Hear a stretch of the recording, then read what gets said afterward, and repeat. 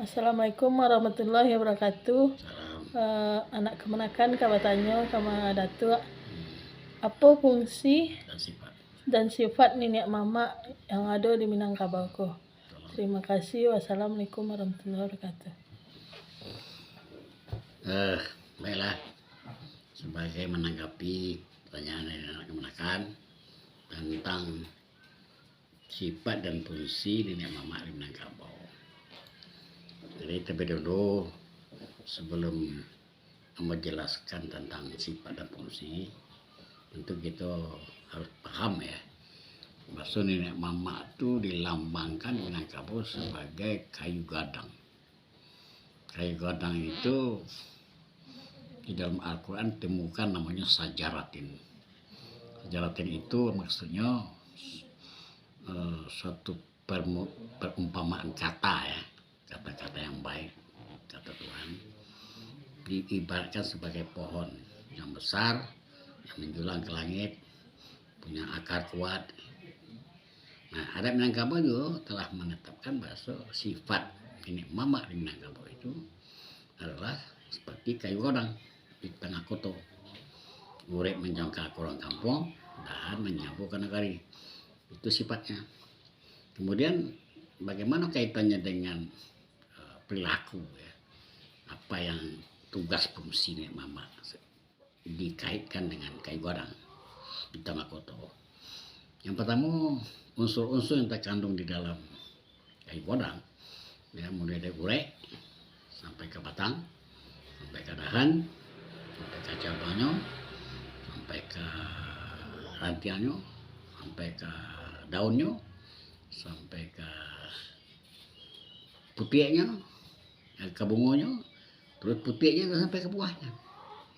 Jadi ada sifat-sifat nenek mama itulah yang perlu dipelajari oleh nenek mama ya, atau penghulu yang ada di Minangkabau. Kalau tidak paham dengan sifat dan fungsionalnya sesuai dengan falsafah ajaran adat, maka mereka tidak akan mengerti bagaimana bertanggungjawabkan ya, tugas dan tanggung jawabnya terhadap anak kemenakan dan masyarakat adat.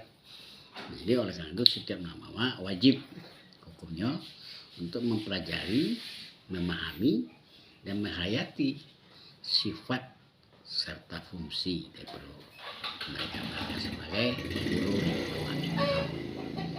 dan apa gitu. Seperti mulai dari bak urek kayu kok ureknya banamu namu urek lembaga mata, fungsinya untuk baselo mencari nembona ya, ureknya banamu lembaga mata, fungsinya untuk baselo mencari nembona. Artinya masyarakat anak kemenakan atau masyarakat umum di dalam negari, pesukuan, kampung, di rumah kadang ingin bertanya kepada kita sebagai nenek mama tentang kebenaran ya, mencari nembona. Oleh karena itu ada telah menegaskan bahwa lembaga umatan sampai baselo mencari bona. Yang baselo mencari bona itu bisa kita, bisa orang lain di dalam membahas atau mendiskusikan masalah kebenaran atau kemenakan datang bertanya tentang sesuatu hal, maka kita perlu menjelaskan atau meluruskan tentang hal tersebut sesuai dengan kebenaran. Nah, itulah fungsinya. Jadi kalau seorang nenek mama atau penghulu kaum di Minangkabau tidak memiliki ilmu tentang kebenaran atau namona, seperti kata filsafat, bacalah luru berkata wana kan. Nah, kalau seorang nenek mama itu tidak mengerti berkata wana, baca luru, ya susah, tidak usah jadi bulu, tidak usah jadi pemimpin. Pemimpin itu balik, beban balik segerombat itu maksudnya apa? Yang akan mempertanggungjawabkan nanti di akhirat apa yang dipimpinnya. Itu hadis. Ya, apa yang dipimpinnya akan dipertanggungjawabkan. Nah, oleh karena itu Minang telah membuat suatu istilah beban balik senggol batu. Beban balik senggol batu itu bukan di dunia saja, di akhirat akan ditanya. Nah, oleh karena itu setiap nenek mama penghulu Minangkabau harus mengerti, memahami dan menghayati tentang fungsi dan sifat-sifat beliau. Satu ya. Jadi kemudian mungkin saja nih mama datang bersuatu saat ya untuk mencari kebenaran tentang ajaran Minangkabau, bahasa Nisara, salah gitu pula. Bagaimana sebenarnya itu perlu. Kalau kemana-mana tanya bagaimana sebenarnya mak tentang adab sesat sirat presiden kita pula. Nenek mama wajib menjelaskan. Nah, bagaimana dia mama bisa menjelaskan? Sementara mereka tidak berpengetahuan, tidak menuntut ilmu ya, tentang adab sesat bahasa kita pula. Ya repot ya. Bisa kita dituding sebagai pemimpin boneka atau pemimpin acak-acakan gitu. Ya, karena itu wajib hukumnya bagi Mama Minang mengerti, memahami dan menghayati tentang ajaran filosofi adab syarat presiden kita pula. Itulah. Kemudian yang nomor 2 adalah Babatang Sandi Andiko. Batang itu namanya istilah Sandi Andiko. Ya, sandi itu kekuatan ya, dasar pada sebuah bangunan. Andiko itu kekuatan semangat. Jadi Sandi Andiko. Batang Sandi Andiko sampai bersandar adek korong di kampung. Nah, coba bayangkan. Orang kampung itu adalah suatu institusi yang berada di bawah suku. Dan mereka di dalam korong kampung itu banyak masyarakat. Nenek mama juga ada di situ. Nah, seluruh warga masyarakat adat di dalam korongnya kampung pada saat mereka akan bersandar ya, menyandarkan dirinya kepada kita sebagai pemimpin dalam setiap persoalan. Umpamanya tersumbek pakai lalu dia ada pakai togak aku kesia kawatannya makanya nih mama kapai sampai bertanya sampai berito. Nah sandarannya pasti awak itu sama-sama sebagai mama oleh anak ponakan.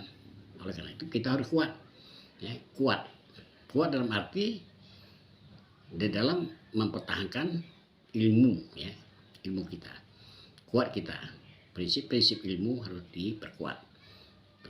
Dikatakan dalam Jangkau Salapan, nah, kokoh paham dikunci itu kekuatan mutlak itu. Nah, mak tidak boleh bolak-balik ya. Tidak boleh kuning lamar santan ya, berpengaruh kiri kanan tidak boleh. Dia punya sikap yang ampuh, tangguh untuk menghadapi segala kemungkinan pengaruh-pengaruh yang datang dari luar. Jadi kekuatan ini dipergunakan untuk bersandarnya korong kampung pada kita. Karena itu dinyatakan Batang Sandi Andiko sampai bersandar di korong kampung. Nah terus naik kita sedikit lagi itu dahan. Pohon ini kan punya dahan, punya urat, punya batang, punya dahan. Dahan itu sifatnya apa? Fungsinya apa? Dahan cupak jogantang sampai bergantung dengan anak cucu. Nah, artinya apa? Soalnya mama harus punya cupak dan harus punya gantang, ya kan? Nah, cupak dan gantang dalam artian kemampuan baik di bidang ekonomi maupun di bidang skill. Jadi seorang yang mama harus punya ilmu, punya kemampuan dan bidang finansial sehingga dia tidak kelabakan ketika berhadapan dengan anak ataupun cucu yang membutuhkan ya sesuatu daripada kita mama. Oleh karena itu mama tidak boleh kalau mereka berjalan ya memakai pakaian tidak ada finansial, tidak ada uang atau tidak ada emas dan perak, tidak boleh. Jadi mama harus punya bekal ya, namanya simpan di perekonomian. Jadi saku-saku nih mama harus diisi. Yang mengisi saku nih mama siapa? Ya kemenakan, anak kemenakan. Ya, tidak boleh nenek mama dibiarkan tanpa ada finansialnya, tanpa ada uang, itulah kasarnya. Nah, sesuatu beliau juga akan menggunakan uang, kepentingan rapat, kepentingan ke sini, ke sana, ya. Memberi cucu kalau lewat berjumpa di jalan, kalau cucu-cucunya minta uang, tuh kasih saya belanja mau ke sekolah, mau ke sini, ya kita perlu menaruh uang. Jadi uang bagi orang mama harus ditaruh di saku-saku baju, ya, sebab disitulah kemanakan. Kalau uang untuk anak di saku-saku baju kita taruh, Kalau uang untuk kemenakan di saku-saku celana atau serawak. Nah, apa sebab itu? Karena kemenakan itu ya anak dipangku di dekat baju, kemenakan di bimbingan dekat serawak gitu. Jadi pemanfaatan atau penyerahan uang daripada seorang penghulu kepada anak dan kemenakan itu punya tata laksana ya, tata krama. Kalau anak yang minta uang, kita keluarkan dari saku-saku baju. Kalau kemenakan yang minta uang, kita keluarkan dari saku-saku celana. Itu tata keramanya seperti itu. Jangan uang untuk kemenakan dikeluarkan dari saku baju. Terbalik. Coba uang saku-saku baju itu uang istri kita, ya, uang anak kita, bukan uang kemenakan kita. Sebaliknya juga, kalau anak minta uang jangan dikeluarkan dari saku-saku celana. Itu salah. So, saku-saku celana isinya adalah anak untuk kemenakan, ya. Nah, itulah ya. Jadi nenek moyang kalau keluar atau kemana saja harus pakai sedikit biaya atau uang, ya kan?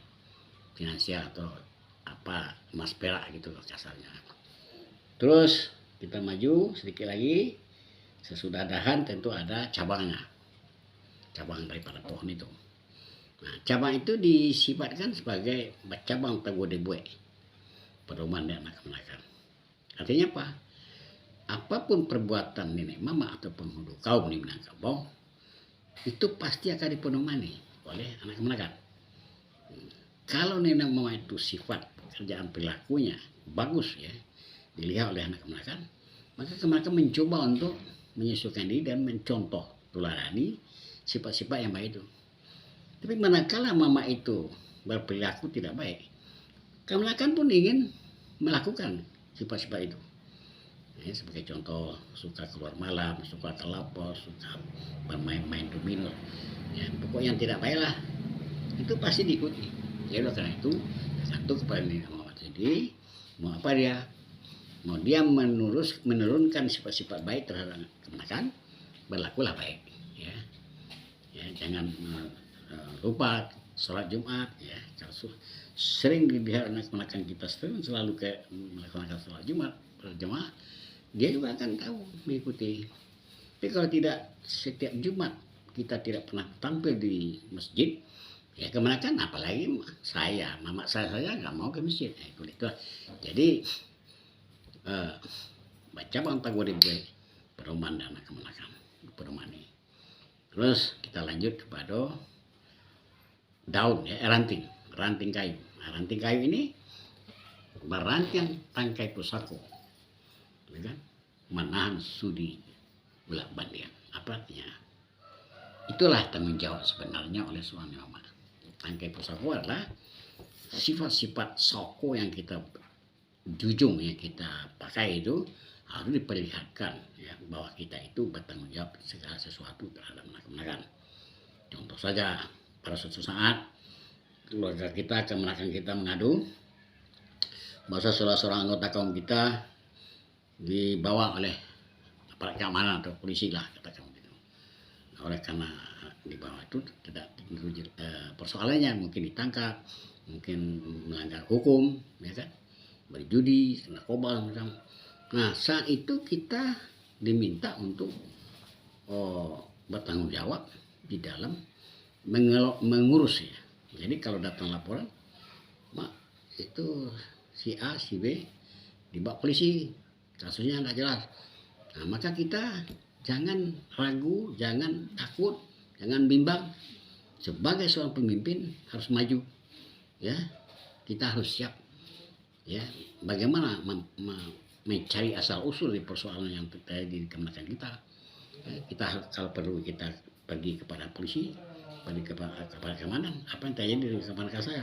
Ini yang perlu dipahami. Jangan kita lari dari contoh datang kakak kita atau adik kita melaporkan pasal anaknya begini.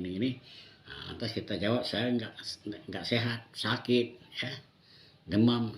Suruh saja bapaknya mengurus, itu tidak benar. Itu sifat-sifat yang mama yang tidak boleh, ya. Itu namanya lari dari tanggung jawab, ya, tidak mau bertanggung jawab terhadap fungsi dia sebagai mama kepala kaum. Nah, itu contoh kecil, ya. Kemudian kita naik sedikit sudah ranting itu daun. Ya. Nah, daun dikatakan badau rimbun deaka menimbang salah jangan mana. Apa artinya? Ini nama itu harus berpengetahuan, mengerti dengan seluk-beluk hukum, ya, hukum dan undang-undang adat. So mereka itu sebagai fungsional nenek mama menyelesai, ya. Dalam kata adat dikatakan kata penghulu kata menyelesai. Apa artinya? Setiap penghulu itu fungsinya menyelesaikan persoalan. Kalau timbul masalah dia yang tampil menyelesaikan, ya. Kalau si pajaniahnya kusuk diselesainya. Tidak sebaliknya, tidak mempengaruhi nih atau mengusut dan selesai. Ini ada juga beberapa oknum kerajanya bukan menyelesaikan kusut tapi mengusuk dan selesai. Ada tuh. Jadi oleh karena itu kita awas, hati-hati. Untuk itu kita perlu mengerti tentang hukum, ya, dan undang-undang adat Minangkabau. Ya, berapa jenisnya, apa itu undang-undang 20, apa itu sumbang boleh, apa itu tuduh selapan, apa itu cemonan boleh, itu banyak, ya. Itu perlu diketahui oleh nenek mama Minangkabau. Sebab salah satu fungsinya adalah daur rimbun dasa menimbang salah jangan mana. Nah, sementara kita tidak mengerti. Jadi karena itu kita himbau seluruh masyarakat adat, terutama pemimpin adat, penghulu atau kepala kaum, nenek mama harus memahami tentang hukum adat, ya, selaku kita warga kesatuan masyarakat adat, ya, yang dihargai, diakui oleh negara, perlu siap untuk bertugas, ya, memahami segala sesuatu, baik itu hukum, beribalabe, sejarah, ya, falsafah gitu. Nah, terus kemudian kita naik lagi babungu di kiro-kiro membangun kota Jonagari. Ini perlu diperhatikan. Apa maksudnya babungu di kiro-kiro membangun kota Jonagari? Ini mama itu harus punya mimpi-mimpi, punya angan-angan, ya, punya rencana atau konsep di dalam mensejahterakan seluruh anggota kaumnya, berikut korong kampungnya, berikut negarinya. Jadi ada konsep. Bagaimana kalau kampung saya begini, bagaimana kalau korong kampung saya begini, ya, yang baik, yang maju, yang bagus, yang dipuji masyarakat.